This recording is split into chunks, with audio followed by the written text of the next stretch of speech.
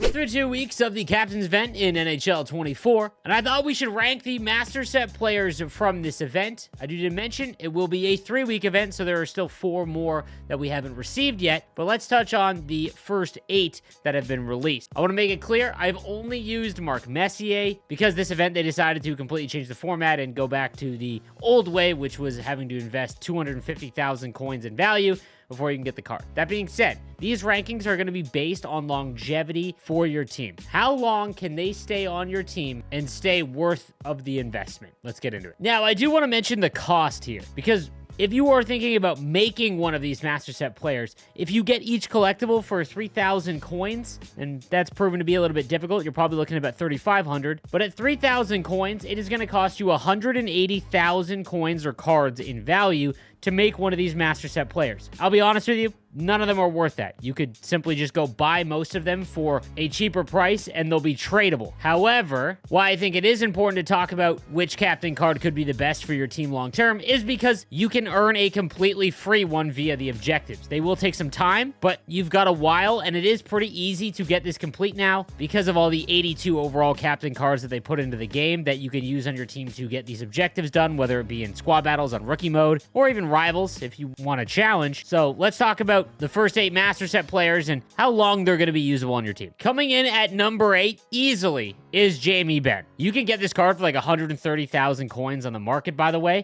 And there's a reason. He is 6'2", 205, which is great size, but he's already on the lower end of the speed scale, and it's only going to get wider. So he's got 88 speed and acceleration, only 85 agility. So he is not a good skater at all. And over the course of this month, you're going to see a lot of even the decent content get above 90 skating. On top of that, all of these cards have Born Leader, which is fine. It's actually a very good ability because they buffed it this year, giving you an energy boost on hits and block shots. Close quarters and big rig, especially with close quarters' nerf this year, are just not nearly as useful as most of the other abilities. Unless you are a Dallas Stars fan, in my opinion, you're going to be really disappointed if you invest your free Master Set player in Benn. Coming in at number 7 is the 88 Steve Eiserman. Really cool card and pretty useful at this current date. He's got playmaking forward as well as shooting boost or defensive boost. Defensive boost would boost defensive awareness as well as his face-off rating. It's his abilities, again, that are going to hold this card back. Born Leader is fine.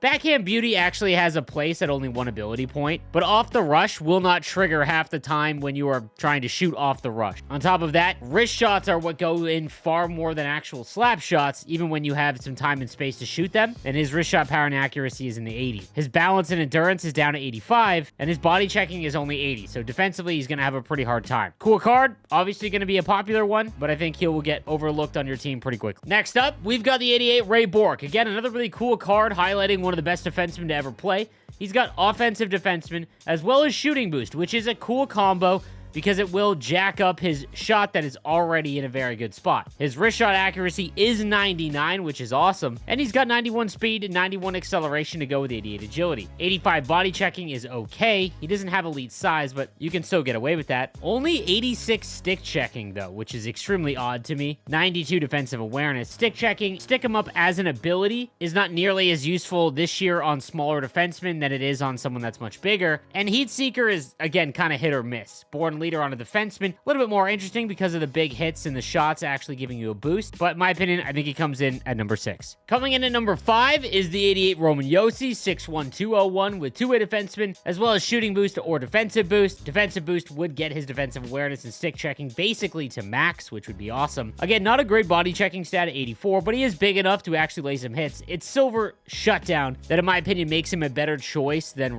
Bourque. Seeing Eye has proven to be kind of hit or miss, and then Born Leader is what we talked about. His endurance also being at 93 is very important. Remember, endurance doesn't go up every time that a card goes up in overall. Endurance, for the most part, kind of stays the same throughout the year. It's their way to deal with the pressure system not feeling all sorts of out of whack as the game goes along. This is a really well put together card, which is why I have him at number 5. Coming in at number 4 is the 88 Jerome Anderson. Might be a little bias on my part, and this will be the card that I'm choosing regardless, simply because Jerome Anderson is one of my favorite players of all time. But at 6'1", 210 with 91 speed, 90 acceleration, 90 balance with synergies activated, having silver unstoppable force allows him to remain relevant for a little bit longer. It helps slow down the skating need because if a player isn't going to be as fast and be able to break away from other players, you've got to be able to hold on to the puck easier. An unstoppable force will allow you to do that. He's got a really good wrist shot. Shooting boost will help out all of his shooting stats. 90 body checking, so you can throw people off the puck at 6'1", 210. Just an all-around very good card, and I think he could remain on your team for quite some time, even if he doesn't have any abilities activated. Coming in at number 3 might surprise some people, but again, this ranking list is based on longevity, how long these cards have a shot to be in your lineup, because you are getting one for free. Roberto Luongo, I've only faced twice. He's been fantastic. He's got the best abilities you can put on a goaltender with Energizer, which will give you a considerable energy boost for all skaters on your team after a desperation save, which is essentially Born Leader.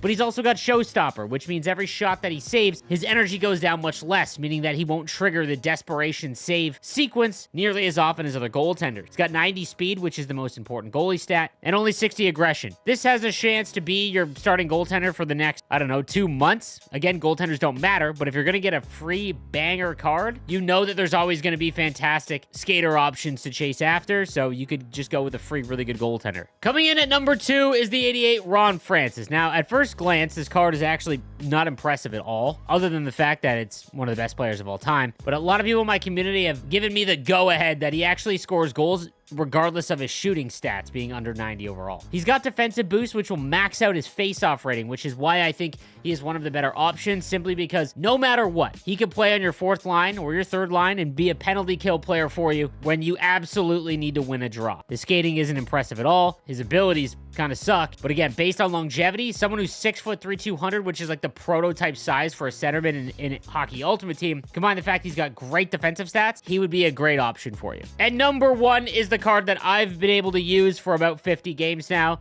It's the 88 Mark Messier. Disclaimer, he cannot score, which maybe highlights this event being kind of underwhelming. That being said, 99 faceoffs, silver quick draw, 90 speed, 90 acceleration, 6'2", 210. Everything you need to stay in your lineup and be impactful for the next few months of the game. Again, he will not score for you, at least he won't for me and a lot of other people that have come into my streams or been commenting on my videos, but he is a great free option because you won't have to worry about your bottom 6 center position, and he can basically win you any draw. I swear to you, I have probably been rocking a 90% face-off rating. As long as you know the counters, Mark Messier is great. So a little bit of a different ranking system for this event, and I will touch on the next 4. If you are close to getting enough collectibles to make one of the Master Set players from this event, please wait until Friday. It is a 3-week event, it appears. Wait for the next set of Master Set players, because they might release, who knows, an 88 overall Joe Thornton or Rob Blake, something along those lines. So just wait. Thank you guys again for watching. I'll see you next time. Have a good one.